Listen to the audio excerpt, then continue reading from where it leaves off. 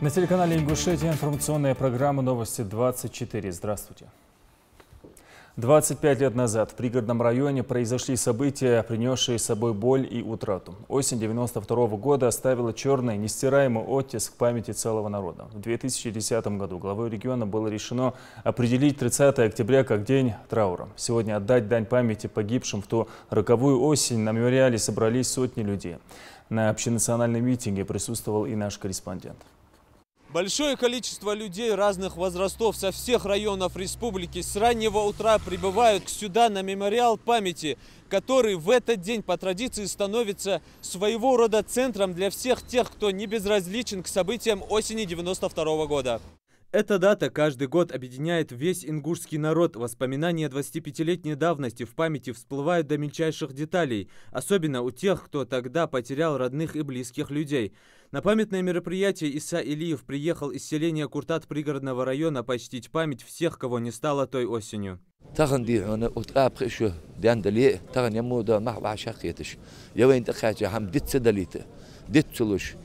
يركض آخر بينش ناخاتير تعبانش ناخاتير وينك إبواش نات ساغلوش يا هم دستو دواتش ليل دش خذ غلق دير دي غلق دير دست ليش يولش دات وين تيتا دولش دهم. 30 октября – День памяти жертв политических репрессий и 25-летие со дня трагических событий в пригородном районе. Дата, объединяющая не одну трагедию в истории государства. В этот день мы отдаем дань памяти всем погибшим и без вести пропавшим, отмечает глава региона. 30 октября – это напоминание всем о трагических событиях в истории страны и нашего народа. Бессмысленное вооруженное насилие приводит к таким трагедиям. Мы часто говорим о депортации нашего народа, мы часто говорим, вспоминаем 92 год и другие трагические страницы нашего народа, истории нашего народа. В каждом народе есть свое светлое, свое темное прошлое, но уж точно одно, что все народы должны делать так, чтобы темных будущих не было. А чтобы этого не было, в такие дни, конечно, мы должны собираться, говорить об этом, вспоминать об этом и делать все, чтобы это не повторялось. Можно по-разному подходить к этому вопросу. Есть те, кого напрямую коснулась эта трагедия, эта беда. Есть те, кого косвенно. Но для нашей республики нет ни одной семьи, кого это не коснулось. Всех это коснулось. Всех, безусловно.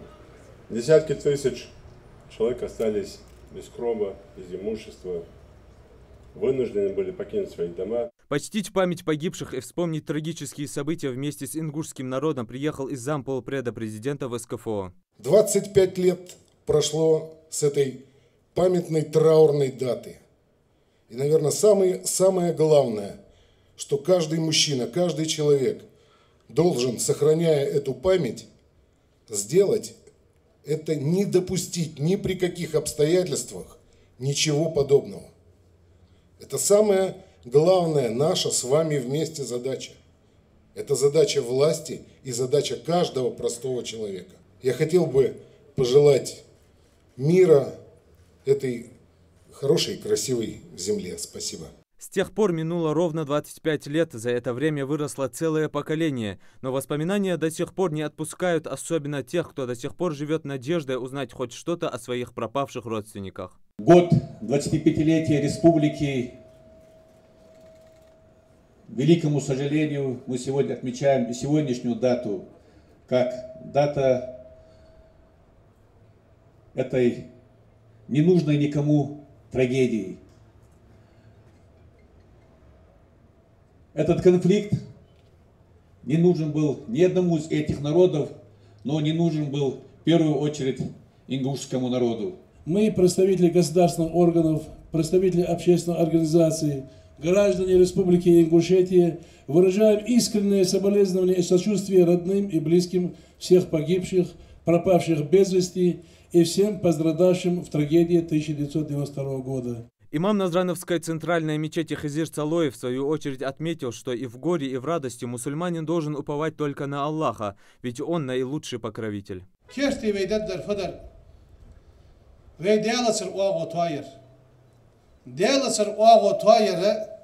Сагие Масуя Уагу Терку Ерсхулус. Веваши Уагу Терку Ере. Далее Хахдош Хаман Вейк Алсоуцере. Дальше Вейн Кахетам Собах Кабулужда Бахана Бахандас. Имам добавил, лучшее, что мы можем сделать для тех, кого уже нет рядом, это дуа, попросить у Всевышнего о милости.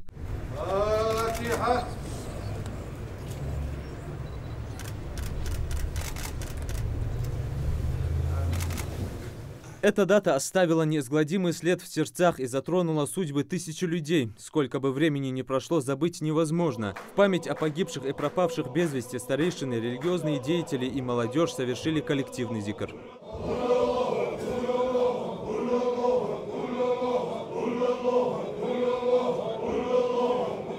В результате вооруженного конфликта осени 1992 года погибло около 500 человек, тысячи были ранены. Судьба 192 до сих пор остается неизвестной. Юсуп Гелисханов, Саид Куштов, Гапур Чахкиев, Новости 24.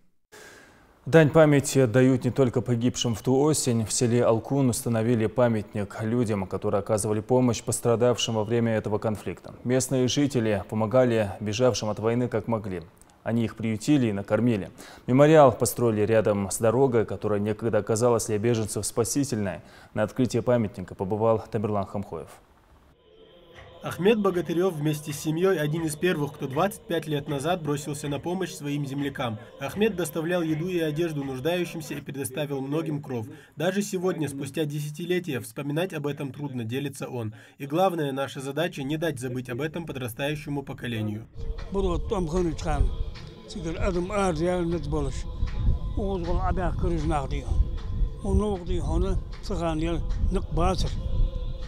ما تدي هون ضغط انتهاش تخش بوستش تخش دير بام دي هون نا أباكل أخطأ تك أنك بروح ووصل أنك شيء وردي هون أز أربعة دي هون سام نوق وصل ديش خنب أخطأ أبوه تك أنك أنا مرة لام يا أنك ما كانك هون يس بيلخش خنوات على يا لا ما دي كانك ويري أنت واصل بعدين يلخ مشوار نان زيار روغر ديار زيار يشول مواتان لان خنو كانك كان بير خن أخوز والعرب يعني أخوز دقلاتر أخوز دي هون يا أمك يكش كان حد قلادي هون برس هم تيلش بهتر أخوز ناخ سلطة أشكاسر أو welcome أشكاستي هون تذكر أدوار وادر شيلير درس الوادر سلطة ساتسني جناح دي هون تاج حسقيل اليوم أشتا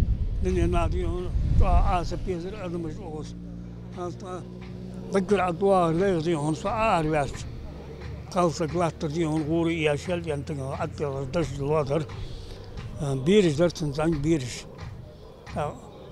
دليل على حال تقدر يسمسكان خلاص بيعت لقي واقصة آيات قمونا ديز داتشان ديز دديان أنتقل جالس بيرها يا شيء حالك والورثة حالك هو ده تعبير دي هندك ده أحمد يا كخ لا تدوق ده أحمد يقدر دي ينبغي جني ذكر حالكم ديك أحمد يا أزل بير لوز دور در خخ يعني غدا غادي بيرش تيجي بيسي ياكا أدمش إيرن دي هون نبغى دي هون زيرت كذا ولا أبوتا أدم لات اللي يا أري لا تدوق استدي هون دنيا آسا بيزر تغان أدمش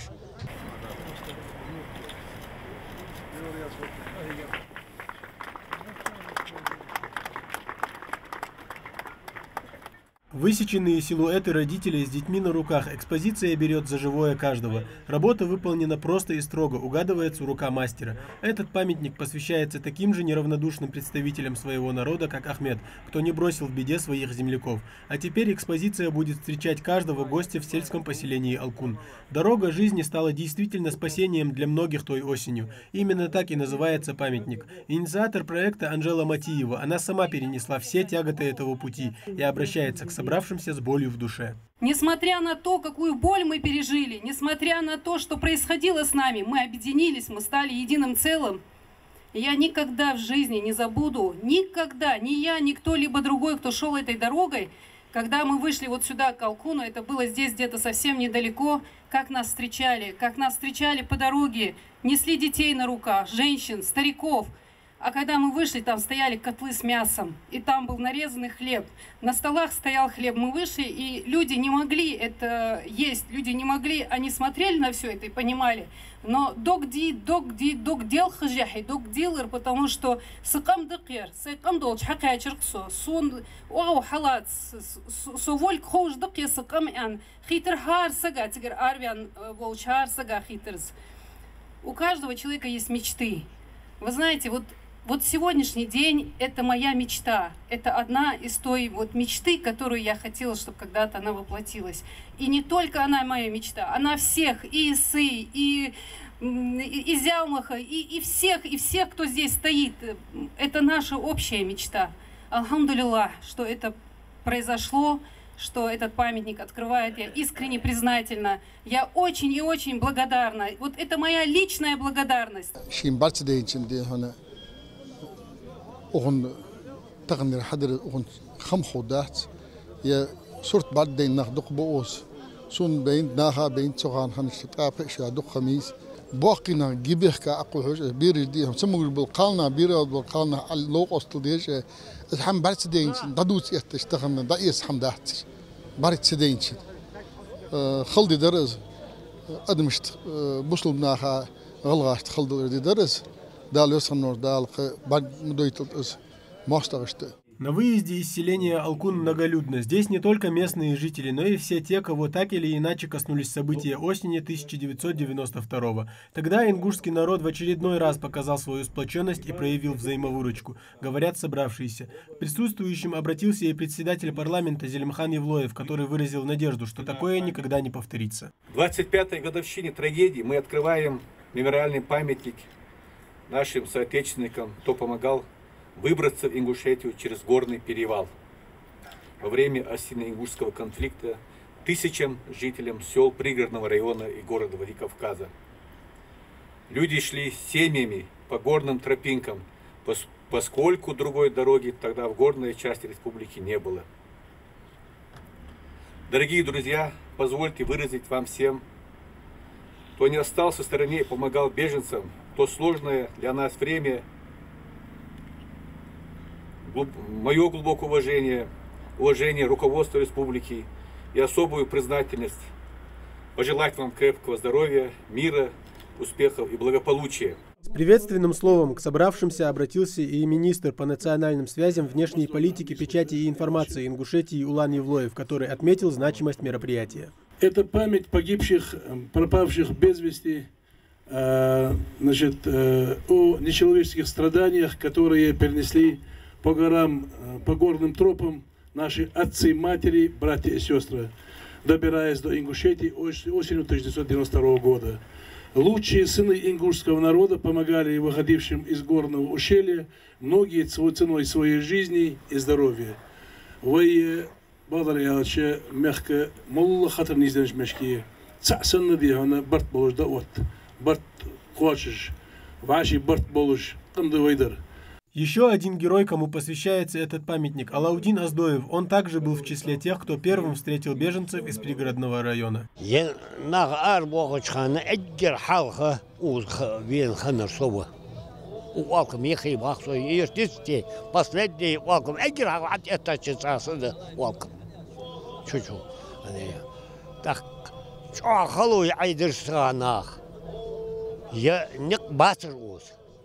غاشنا حلبخ نقباتر وس اس دوق دوغر جتر اس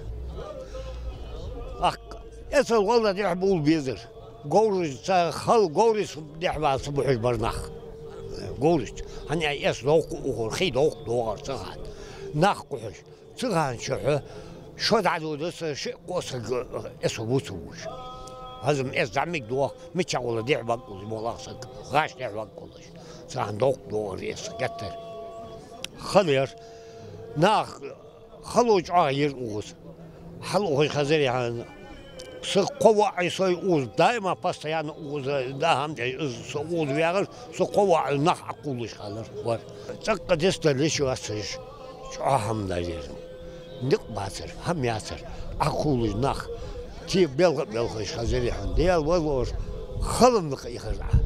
Общее фото, как и сегодняшнее событие, которое теперь появится на страницах истории народа. Собравшиеся расходятся, но сердце каждого греет мысль, что бы ни случилось, ингуши своих в беде не оставят. А это самое главное. Тамерлан Хамхоев, Сурхо Кусиев, Новости 24. Жертв осени 92 года вспоминали в Москве. Там прошел вечер памяти. Встречу земляков организовало постпредство Ингушетии в столице. В мероприятии приняли участие около 150 человек. Это политические, религиозные деятели, представители общественных организаций, студенты, а также ингуши, проживающие в Москве. Собравшиеся прочитали мавлид по погибшим и сделали дуа. Мы разделяем скорбь и боль ингушского народа.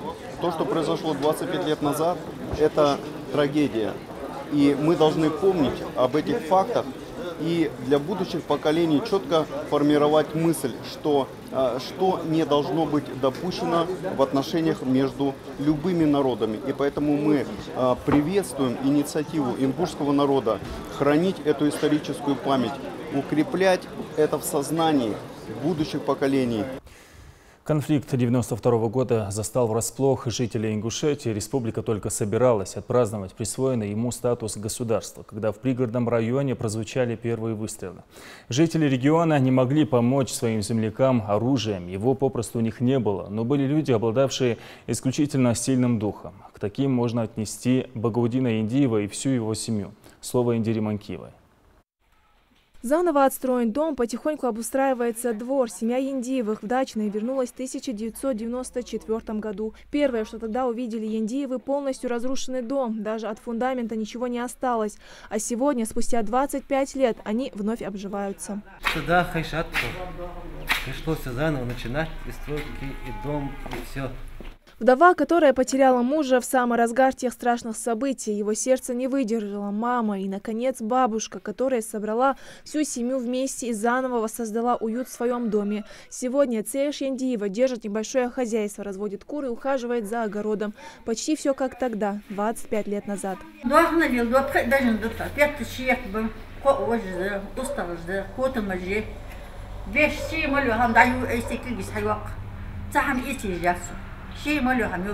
Тогда семья потеряла не только главу семейства, но и сына. 28-летний на тот момент Багаудин Индиев только вернулся домой, отслужив в армии, и устроился на государственную службу. Высокий, статный, красивый, с глубоким взглядом. Он смотрит на сегодня на родных черно-белых фотографий. Строгое ингушское воспитание и сдержанность военного сразу бросаются в глаза. Багаудин до сих пор числится в списках без вести пропавших, но сердце матери ждет и верит.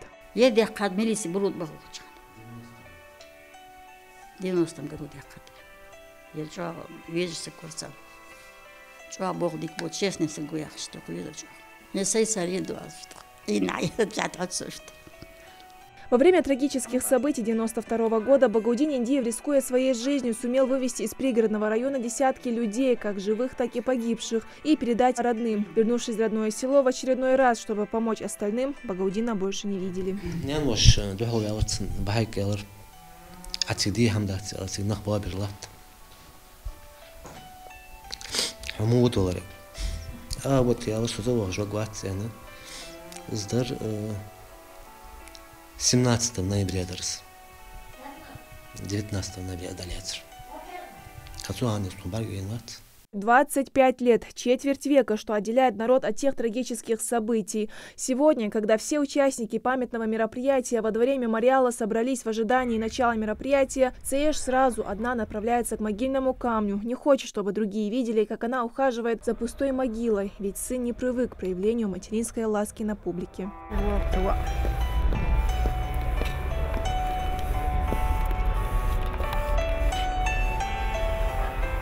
سيغن قنيسو سيغن ميا قادسة وغزوال صنقت وضعيتش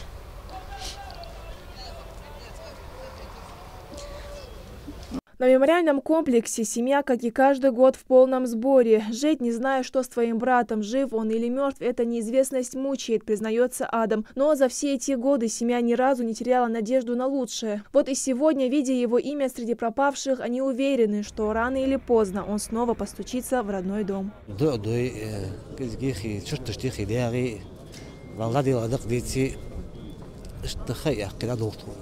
Сотни пропавших без вести и еще больше искалеченных судеб. Поиском информации о них который год занимается профильный комитет. За прошедшие 25 лет сотрудники обращались во многие инстанции. В результате были найдены останки более 20 человек, 9 из них опознаны. Также комитетом создан банк данных с фамилиями и именами пропавших и ДНК родственников. Генетический паспорт, генетический паспорт, сравнительный анализ, уже генетический паспорт, 80 с лишним паспорт, уже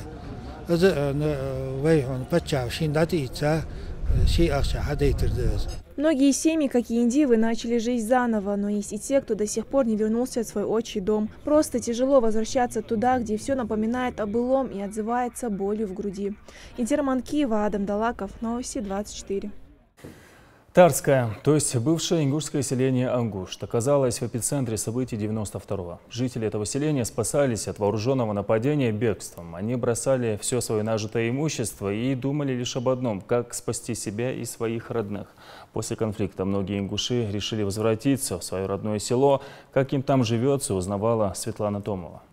Султан Аздоев вернулся в село Тарское 10 лет назад. Большая семья ютилась в 2 небольших комнатах. Со временем Аздоевы смогли скопить бюджет и, наконец, построить большой дом. Теперь дело осталось за малым – накрыть крышу. Султан рассказывает, что с соседями и ингушами, и осетинами живут дружно, общаются и ходят друг к другу в гости. События осени 92-го для обычных людей – страшная страница, которую они вспоминать не хотят и в которой друг друга не винят. Приехал, потому что я здесь жил, вырос, в школу здесь, в армии, везде. Поэтому мне здесь нравится. Во время событий осени 92-го многие ингуши из села Тарское были вынуждены покинуть свои дома, юридически расположенные на территории Северной Осетии. Спустя более 2 десятилетий ингуши, вернувшись на родную землю, многие стали обустраиваться. На сегодняшний день заново построено свыше 100 домов. И это вовсе не предел. Каждый год в Тарское возвращается по 3-4 ингушских семьи. Одна из таких – семья Лейлы Евкуровой. Женщина уже 8 лет живет в вагончике. Ее греет надежда, что скоро она сможет построить здесь дом. И даже такие стесненные условия ее не смущают.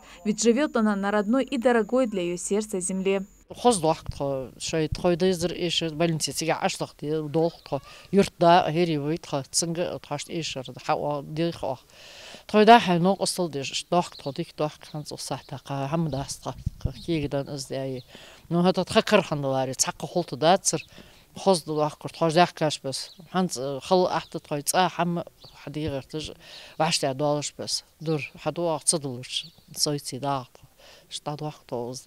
В селе для проживания созданы все условия, даже построена мечеть, которую прихожане могут посещать в любое время. Идрис Даскиев живет в Тарском с 59-го года. Несмотря на свои 86 лет, чувствует себя очень хорошо.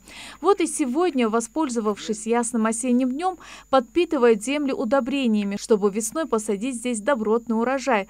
После осени 92-го обратно в Тарское дедушка переехал с первым потоком ингушей, которые вернулись в село в 1998 году. С тех пор он тоже заново построил дом и завел немалое хозяйство. По его словам, живут они здесь дружно, и никто не желает повторения тех страшных событий. В 1998 году мы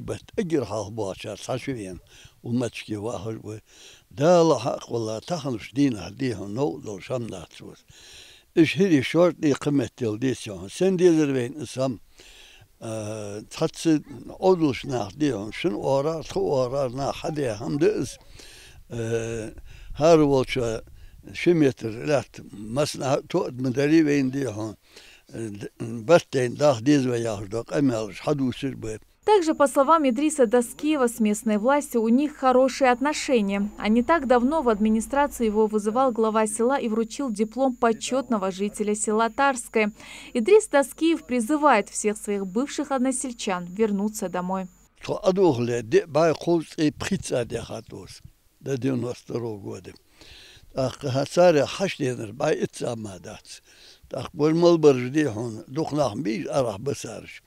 صغر سأوينا حبيش إجوان بلري أدمشتر وحدولا تخوي ناخ خيط خيطش تخش بيزن ده تخوي ديكات مونت شخلش ديك خيطش تحن ديخش ديك خيطش يمتش ما صارش تشوش لبارات مير ديهم دوهن اللي باروتو ميوز منقل حق باروتو ميوز لاست عدي باروتو ميوز. Ну а пока многие гадают, возвращаться сюда или нет, мы видим наглядно, что те, кто уже вернулся домой, живут в мире и согласии. А о случившемся 25 лет назад нужно помнить всем и взрослым, и подрастающему поколению, для того, чтобы больше никогда не допускать повторения тех страшных ошибок. Светлана Томова, Адам Далаков. Новости 24. Итоги городского конкурса плаката, посвященного 25-летию событий осени 1992 года, подвели в Магасе. У башни Согласия представили 20 лучших работ, учащиеся гимназии, лицея и центра образования. В конкурсе приняли участие все столичные общеобразовательные заведения. Каждый подошел к своему рисунку со всей ответственностью. О трагических событиях 1992 года дети узнали от старших и постарались передать свое видение, исходя из их рассказов. В этом плакате я написала стихотворение «Я рожденный войною, но не обижен судьбою, хоть и многое потерял. Я пропитанный кровью и пронизанный болью, я честь никогда не терял». Это стихотворение приурочено осенью 1992 года. Мои рисунки, я могу рассказать то, что я их делал сам. Меня вдохновило то, что я очень много участвовал в разных конкурсах. И я занимал первые и вторые места, но чаще всего я занимал первые места. И я очень рад тому, что я принес этот рисунок и занял второе место. Из представленных 20 работ администрация отобрала 3 рисунка. Еще один участник получил приз зрительских симпатий. Проигравших в конкурсе нет. Участникам вручили дипломы и поощрительные призы. Хочу отметить, что ребята отнеслись очень проникновенно, очень ответственно. Это чувствуется по содержанию работ. Есть работы, конечно, которые были с каких-то иллюстраций, с интернета. Но есть работы, которые чувствуются, где вложена душа, переживания. Комиссия это все отметила, и с учетом требований конкурсных были отобраны 3 призовых места и приз зрительских симпатий. В связи с Днем жертв политических репрессий Юнусбек Евкуров обратился к народу. Цитата. «Это день напоминания всем нам о трагических событиях в истории нашей страны, когда волна политического террора переломала судьбы советских людей, в том числе и жителей нашей республики, которые прошли через ссылки, спецпоселения, лагеря для политических заключенных. На их долю выпали нелегкие испытания, но они сумели сохранить веру в справедливость. Прошлое даже трагическое, и нужно помнить, мы должны сделать все, чтобы в нашей стране больше не было таких трагедий, чтобы человеческая жизнь всегда оставалась наивысшей ценностью, а население против личности никогда больше не повторилось. Надо жить с надеждой в добро и справедливость». Конец цитаты. В день памяти жертв политических репрессий вспоминают и наших предков, которые были оторваны от родных земель и высланы в Сибирь и Среднюю Азию. Вместе с ингушами депортации подверглись еще несколько народов. Тему продолжит Зелим Калоев. Это место в Насыркорте поистине историческое для ингушей. Мемориальный комплекс построен в феврале 1997 года в форме 9 совмещенных горских башен, окутанных колючей проволокой, символизирующих 9 депортированных народов. А автор памятника, заслуженный художник Российской Федерации Мурат Полонкоев, в 2002 году удостоен за этот проект золотой медали Российской Академии Художеств. По отчизне тоскуя, с душою опустошенной, пусть не придется вам на чужбине страдать, землю чужого пахать. Эти слова как нельзя лучше передают тоску ингушей по родине, проживавших 13 долгих лет на чужбине. Хамбору Хаутиеву тогда было 15. По словам дедушки, он до сих пор до мелочей помнит тот холодный февральский день. Всех жителей селения Ангуш собрали на сход в сельсовете. Люди и представить не могли, какая новость их ожидает. Вас депортируют. Куда отправляют, никто не знает. صوت عريقة شوية عصير شكولة سيخية ياريوش تقصد يار على تشبلمتها يخلا تشوف سوي سلات بودان اللي يوحى ندرسه سيموت تشوير أغاص غديق وتي يارس تاع صبرا ياتي البيسي براد حجدي سأوصى حالها سأوصى خان مشي يرحي وشيخ حجي خوستي مشي شقو قال حجي آخر حقول ذيك وهار نخ اتسميا بخيتسميا تقسميا كونش حجي حقول ذا مشي عليك بور بارسميا مشي تعدغيش وبشي ماري الله مخالة انقشتي عياشر.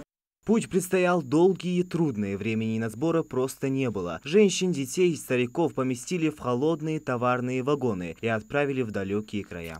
Единственное, что спасало от холода в долгой дороге, это маленькая буржуйка. Этого тепла, конечно же, не хватало, ведь вагон продувало со всех сторон. Только представьте, в каждом из таких вагонов по 40 и более человек. Слабый огонек был больше символическим и напоминал депортированным о негасущей надежде.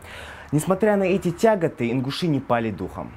Всю долгую дорогу люди не могли понять, за что и куда их везут. Через 18 дней поезд прибыл на станцию в Казахстан. Как только открылись двери вагона, люди почувствовали непривычный лютый холод. Со временем жить вдали от дома стало чуть легче. Надежду хотя бы раз увидеть родные края никто не терял.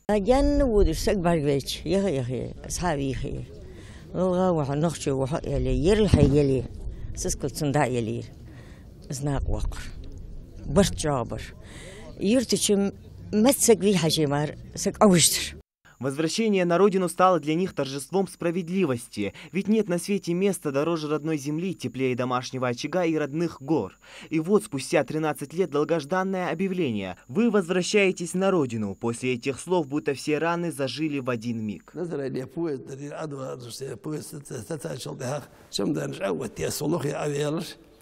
أتيت أواقع هذا الشيء دير أول شيء أبرت الوجه ثم زود برت بها قلاته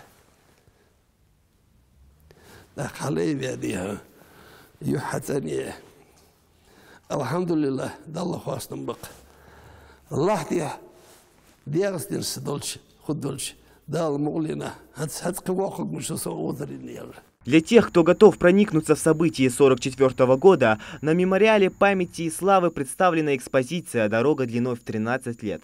Мы с вами видим тут камни, 1944 год, и как бы к этому камню, от этого камня уже, от этой даты движется паровоз с вагоном к 1957 году. Это период, когда объявили о реабилитации, объявили о том, что разрешили, точнее, репрессированным народам вернуться на свою родину. Наш народ не исчез и не сошел с исторической арены. И все благодаря силе духа, сплоченности и жизнестойкости, унаследованной от своих предков. Иметь сегодня свою процветающую республику – это большое достижение для нашего народа. Генерал Жбы. دي أنا يرم دي هنا دوا هذه يتشبول بشيء بول بخديها وكان كان حكيتش بول كان أولمبياد دوا خي ده شو يحسبوه سيدول شمك جه سوديا زعمتك مشي قستين تين نعد جاي حد وقت أوتوبس إن قشيتي يعني يا لاتش هل سيدول شمك إن قشيتي يعني يا أوتوبس يا هيك وضعه دو كم ده شغات شاز تخون خوز تخوش تكاشد والهم تخوش ميل خلينت يرخدي أنت خدك داسر وي بويز ديوي وي سماليوت ديوي وي ريسبوبليك ديوي دكي بولش ناخد حقيقة تحقواش دوش دول دك كي ناخد بي مكري بوي. Уже минуло 73 года. Народ гордо выстоял, не сломался, а только стал сильнее. Зелимхан Калоев, Рахман Цуров, Новости 24. Сегодня в день памяти жертв политических репрессий Владимир Путин посетил торжественную церемонию открытия памятника. Это одно из центральных мест, где вспоминают тех, кто в 20 веке пережил лагеря, и тех, кто ушел навсегда. Комплекс воздвигли на пересечении проспекта Академика Сахарова и Садового кольца. Большой бронзовый барельеф с изображением человеческих фигур и словом «помни» на разных языках. Как подчеркнул Владимир Путин, здесь увековечено то прошлое, которое нельзя вычеркнуть из национальной памяти. И тем более невозможно ничем оправдать. Мемориал «Стена скорби» – это масштабный проект, призванный увековечить память жертв политических репрессий. Появление общенационального мемориала является важнейшим историческим событием. Просветы в форме силуэта выставляют место для тех, кто уцелел. Пройдя сквозь них, люди смогут почувствовать себя на месте ставших частью стены скорби, ощутить хрупкость человеческой жизни на фоне многотонной и беспощадной системы. Напомню, что еще весной этого года экспозиция, посвященная будущему памятнику, состоялась и в Ингушетии. Тогда шел сбор средств на поистину народный монумент. Глава Ингушетии первый пожертвовал свою месячную зарплату, и многие жители региона последовали его примеру. В Ингушетию прибыл председатель Совета директоров «Газпром» Виктор Зубков. Столичный гость ознакомился с сельхозпотенциалом региона. Кроме того, для Зубкова провели экскурсию. В качестве гида выступил Юнусбек Евкуров. Материал нашего корреспондента. Программа пребывания Виктора Зубкова в регионе началась с посещения и ознакомления с деятельностью сада «Гигант Ингушетия». Гостям рассказали, что предприятие общей площадью 1000 гектаров является инновационным проектом с использованием передовых технологий производства фруктов. Сегодня 600 гектаров сада, еще 200 гектаров закладываем. Через 2 года будет 1100 гектаров, и мы закрываем проект. 60 тысяч тонн видовых ОРЦ. Центр, который будет хранить, принимать, обрабатывать, перерабатывать, отпускать яблоки, фрукты, овощи, картофель, лук, мясные молочные продукты. Все это сделано. Из 60 мы запустили 36 тысяч в этом году поэтапно. Через год остальные 25 тысяч мы запустим. В саду у нас, не знаю, это же рабочие места. Конечно, 560 человек уже работают. Своей продукцией сад снабжает не только Ингушетию, но и множество других регионов России. На данный момент в садах выращивают 14 сортов яблок, среди которых почетное место занимает сорт Магаз. Создать. Так вы как раз нас, мы с Беланом. Когда поручение дали, мы и начали делать. Вы нам и сказали, я помню, когда ребята, развиваете вот это, вы как в воду глядели, наверное, знали. Наверное, у вас была информация по импортозамещению, по санкциям. Вы сказали, развивайте это, развивайте мясо молочное. Помните? Да. Мы с ним все время говорили, давайте все закроем. Он здесь был Онищенко, радовался, говорит, вот это мы как раз и мечтали. Мы, когда еще санкций не было, начали этот сад делать, буквально через год, полгода санкции помогли. Вам надо договора долгосрочные заключать с крупными городами, с Москвой, с Питером. Виктору Зубкову показали не только фруктовый сад, но и холодильные камеры, где хранится урожай. В настоящее время в работе задействовано несколько сотен человек. Их труд упрощает техника, отличающаяся хорошим качеством. Председатель Совета директоров компании «Газпром» пообщался со специалистами, отметил их труд и высокие показатели предприятия.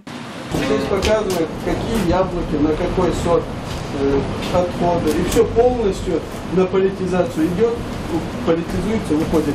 Наверху у нас старая загрузка, там коробки делают, коробки спускаются вниз. Такая же будет с этой стороны тоже система. 2 линии вынесает, самый супер современный. В этом году уже собирали? Вот уже, вот как раз вот работает, собирает уже, все через робот все делает. Роботизирует. Ручного туда практически нет, ящики собирают. Вот она. Но работает техника? Техника работает, специалистов обучили мы. Компании, которые это оборудование ставили, один из лучших в Европе. Это итальянцы, холодильники делали, словенцы у нас, и тоже сборное немецкое, славянское оборудование.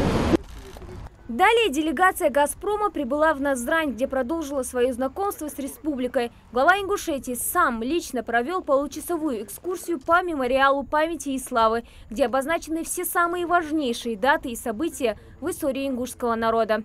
Хади Добреева, Хусейн Гагиев, Новости 24.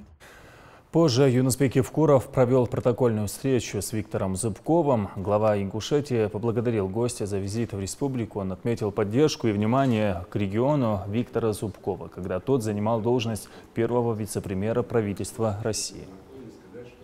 Благодаря вашим советам и по вашему благословению мы довольно серьезно подняли агропромышленный комплекс республики. Я помню, когда первый раз к вам приехал, с каким вниманием вы нас выслушали. И тогда посоветовали, что делать. И мясомолочный комплекс, и мясной комплекс, который сейчас делает, и вопрос картофелопроизводства тогда мы начали. И особенно по саду «Гиганту». Потому что это ваши были мудрые советы, когда вы направление давали, не просто посоветовали, а еще и министру сельского хозяйства тогдашнего периода, и другим чиновникам дали поручение. И вот ваша колоссальная помощь. И мы тогда именно по вашему поручению взялись тоже по технике сельхозпроизводства. Причем, потому что вся техника у нас была убита, 100% техники через лизинг мы получили новую. Поэтому вам искренне спасибо, Виктор Алексеевич, мы рады вас видеть. И сегодня вы, находясь уже на другом направлении, возглавляя один из самых известных в мире газовых компаний, конечно, приехали с визитом в республику, и мы на совещании сейчас доложим, почитаем все, что мы делаем, и какие у нас в том числе есть и предложения, и просьбы. Виктор Зубков высказал слова благодарности за приглашение в республику, отметив, что Ингушетию он посещает в первый раз. Помню наши встречи в правительстве, тогда действительно, если мои советы и какая-то помощь помогли, вот вам в становлении тех проектов, которые сегодня, я считаю, вы успешно реализуете здесь по сельскому хозяйству, я, конечно, очень доволен этим. Что касается техники, я помню, у нас очень много было техники по России, которая была не востребована, она цена была большая. И тогда по нашей просьбе президент страны, тогда председатель правительства Владимир Владимирович Путин, он принял решение сделать 50% скидку на эту технику. И тогда, мне кажется, вот, многие регионы этим воспользовались и приобрели очень большое количество хорошей такой вот современной техники. Наверное, и Ингушетия тоже здесь приняла участие. Без посредников и связей в ВТК Назрани прошла республиканская ярмарка вакансий. Несмотря на сокращение в различных ведомствах, вакансий меньше не становится. Обусловлено это тем, что строятся в регионе социально значимые объекты. О работодателях и соискателях расскажет Мария Мистоева. Врачи, педагоги, водители, строители, маляры. Сегодня на ярмарке вакансий в Назрани различные ведомства и структуры предлагают несколько сотен вакансий соискателям. Причем, если вы не обладаете определенными навыками, то определенные организации предлагают еще и профобучение. Никогда не поздно понять, кем хочешь стать и найти свое призвание. Чтобы поиск увенчался успехом, в республике и проводятся такие ярмарки. Сегодня представляем не только вакантные рабочие места, но и учебные места. Значит, обучение проходит на базе образовательных учреждений Республики Ингушетия. Сегодня здесь представлены вакансии от 30 работодателей. И сегодня каждый безработный, посетивший ярмарку, имеет возможность подойти, узнать более подробную информацию по каждой вакансии. Пищевое производство, машиностроение, швейная отрасль. Здесь можно найти вакансию на любой вкус. Потенциальных работников привлекают еще и яркими презентациями. Список вакантных мест самый разнообразный. Например, в Малгобекской центральной больнице не хватает несколько десятков сотрудников. Сегодня медучреждение бьет рекорды по количеству предложений на ярмарке. Поскольку я представитель медицинской организации, могу предложить исключительно врачебные должности. Есть узкий профиль специалистов, которые нам нужны. Это, например, реаниматологи, врачи-рентгенологи. Сейчас острая нехватка у нас врача-онколога, потому что освободилась вакансия, то есть освобождается у нас с ноября месяца. Хотели бы получить квалифицированных специалистов с соответствующим сертификатом и образованием. Правда, пока больнице не везет. Соискатели больше интересуют юридические и экономические специальности. Как на примере Магомеда Халухаева. Молодой человек уже не первый месяц ищет работу бухгалтером или экономистом. Целеустремленный Магомед уверен, что сегодня его поиски увенчаются успехом.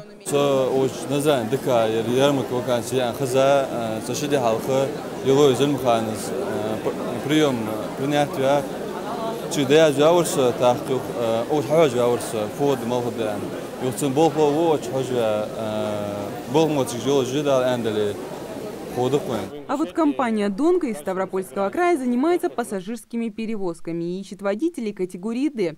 Соискателям предлагают 30 вакансий. Представитель фирмы уверен, что привлекательные условия и дополнительные возможности позволят ему набрать хорошую команду. Кто хочет приехать к нам с семьей или с детьми там ходит, мы готовы предоставить жилье, помочь обустроить детей в садик. Обустроить, если супруга хочет работать, мы готовы устроить ее на работу Я не знаю, как она будет там поработать, но я думаю, что-нибудь придумаем. У нас полный соцпакет, и зарплата у нас начинается от 30 до 70 тысяч.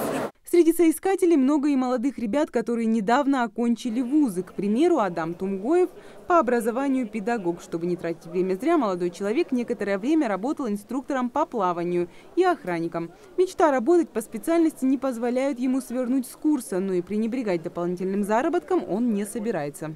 Заинтересовало город Назрань, там я нашел в школе работу номер 5. И сейчас смотрю вакансию, номер записал и данные оставил. Азизу Камурзоеву можно назвать коллегой Адама. Девушка тоже педагог по образованию. Правда, раньше Азиза нигде не работала, только окончила вуз. Я закончила филологический факультет, специальность русский язык и литература. Ищу работу учителя.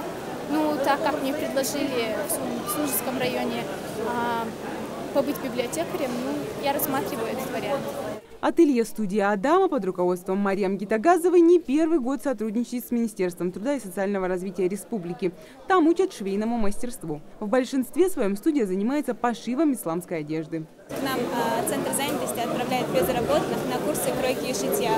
В течение 2 месяцев мы обучаем шитью, и в дальнейшем уже, если они нас устраивают, мы их трудоустраиваем в нашем ателье.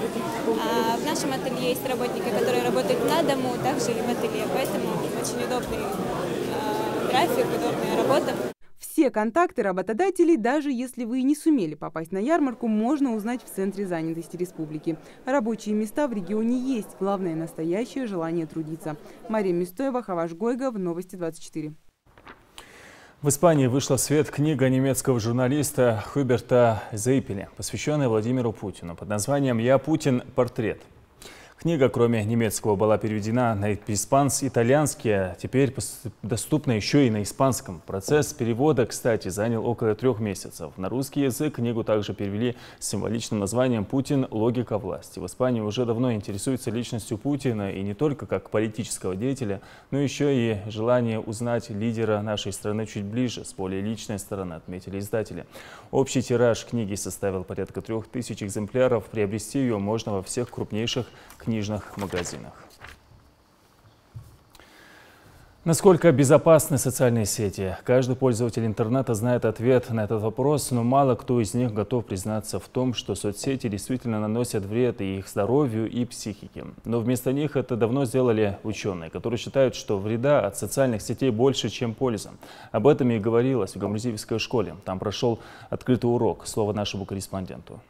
Если раньше к числу вредных привычек, вызывающих зависимость, относились сигареты, алкоголь и наркотики, то за последние 10 лет к ним прибавились телефон и интернет. Здесь наиболее уязвимая категория общества – молодежь. Именно молодые люди часто становятся жертвами троллинга в виртуальной сети. Альберт Мартазанов интернетом пользуется каждый день. Для него это не только способ получить быстро нужную информацию, а также поиграть в новую игрушку. Если что-то меня заинтересует, то я могу там проводить часами.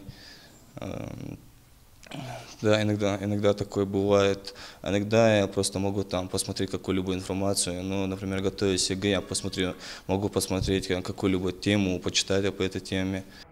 Этот урок предназначен для старшеклассников, поскольку именно подростковый возраст в этом отношении самый уязвимый. Очень важно, чтобы школьники, понимая это, научились анализировать правдивость и достоверность информации, а также сохранять свои персональные данные, чтобы обезопасить не только виртуальную жизнь, но и реальную. Мы даем уроки детям, чтобы они не использовали данные в интернете, чтобы они не вкладывали личную информацию и использовали никнеймы в интернет-ресурсах, чтобы дети пользовались, если пользуются, только пользовались с проверенными сайтами и почтовыми сервисами, такими как российские, например, Mail, Яндекс и так далее.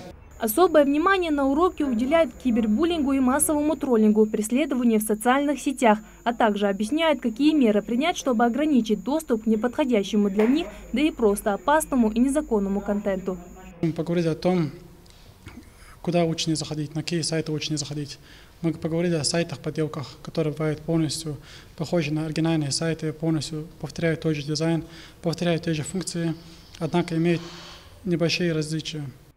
Чтобы эффективно использовать этот инструмент и не захлебнуться в океане неограниченных возможностей интернета, нужно не только обезопасить свои гаджеты и компьютеры различными программами защиты, а также ограничить пользование интернетом. В школе, к примеру, для этого делается все возможное. В сентябре прошло родительское собрание, общешкольное родительское собрание, на котором присутствовал общественный совет села. И вот на этом собрании был принят локальный нормативно-правовой акт, который запрещает детям нашей школы приносить с собой в школу гаджеты, все телефоны, которые имеют выход в сеть интернет. Если детям нужно что-то из интернета написать, информация какая-то нужна, они могут в кабинете информатики, есть у нас интернет, подключение к сети, но на всех компьютерах установлен интернет-цензор. И дети могут пользоваться материалом, только учебным материалом, то, что им нужно знать. Конечно, ограничение интернета в одних лишь школах не до конца может помочь. Важно, чтобы детей контролировали и дома. Но даже эти меры могут оказаться бесполезными, если каждый сам не побеспокоится об этом. Жарайдат Халухоева, Адам Далаков, Новости 24. В России открылась горячая телефонная линия Роспотребнадзора для граждан по вопросам защиты прав потребителей финансовых услуг. Горячая линия запущена в рамках проекта Минфина России «Содействие повышению финансовой грамотности населения и развитию финансового образования в Российской Федерации». Бесплатная телефонная линия доступна 24 часа в сутки и 7 дней в неделю. Она позволит гражданам получать оперативные консультации и разъяснения по вопросам защиты прав потребителей на рынке финансовых услуг. Поможет упростить для них процедуру подачи обращений и жалоб, а также окажет содействие повышению общего уровня информированности граждан о правах потребителей на финансовом рынке и о деятельности Роспотребнадзора в этой сфере. Телефон горячей линии Роспотребнадзора для потребителей финансовых услуг 8 800 100 29 26. В Троицком завершился турнир по вольной борьбе среди детей и юношей. В соревнованиях принимали участие спортсмены из Ингушетии и других кавказских регионов. Были заявлены разные весовые категории. Эти состязания отличились тем, что гостем турнира стал ингушский писатель и общественный деятель Исаак Адзоев. Он, кстати, является почетным членом клуба Ади Ахмат. Репортаж Микаила Тангиева. Как только судья дает команду, поединок начинается. Каждый из борцов с первых секунд упорно старается повалить соперника, ведь здесь важно заработать как можно больше очков, выполнив самый сложный и зрелищный прием. Друзья по команде активно болеют за ребят, и вот, наконец, борец в красном Иса Албаков вырывает победу и тут же спешит порадоваться с друзьями. Но прежде узнаем, как он пришел к такому результату. Я готовился этому матчу 2 месяца. Мой соперник был очень сильный, но он не смог меня победить. И я очень рад, что я победил. Судьи внимательно следят за ходом соревнований. На татами выходит следующая пара борцов весовой категории 26 килограмм. Оба спортсмена не желают уступать пальму первенства своей весовой категории. Но ближе к финалу поединка спортсмен в красном начинает уверенно лидировать и в итоге зрелищным броском завершает схватку и получает заветные баллы, которые пойдут в общекомандный зачет.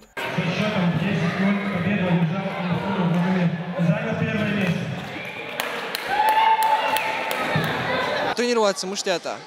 А? Тренироваться мыштядра. Тренироваться. Тренерся, чего делать тренироваться. А мало прием я хакот вена. Проход. Проход, да? А иди клатам я хейтю?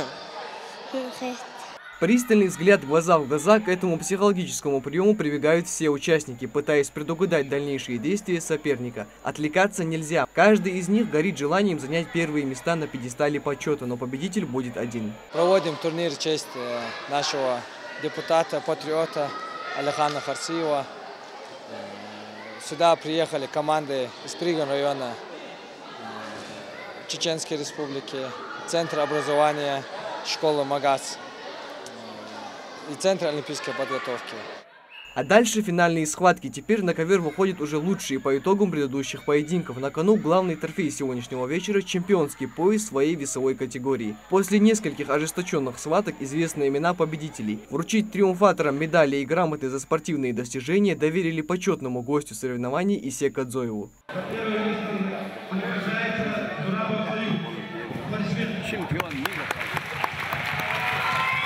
Характер показали, честно говоря, сегодня ребята. Приятно удивили. Есть первые места, вторые места. Бронзовый призер тоже есть. ожидания в целом оправдали. Хорошо выступили с Пригон района ребята, с Чеченской республики. Но когда есть конкуренция, есть и сильные спортсмены. Ребятам еще предстоит достичь немало побед в этом виде спорта. Борцам пожелали удачи в спортивных начинаниях, а главное неугасаемого желания работать над собой, чтобы достойно представлять маленькую Ингушетию на мировых помостах. Микаил Тангиев, Магомед Дидигов, Новости 24. Это были все новости на сегодня. Всего доброго.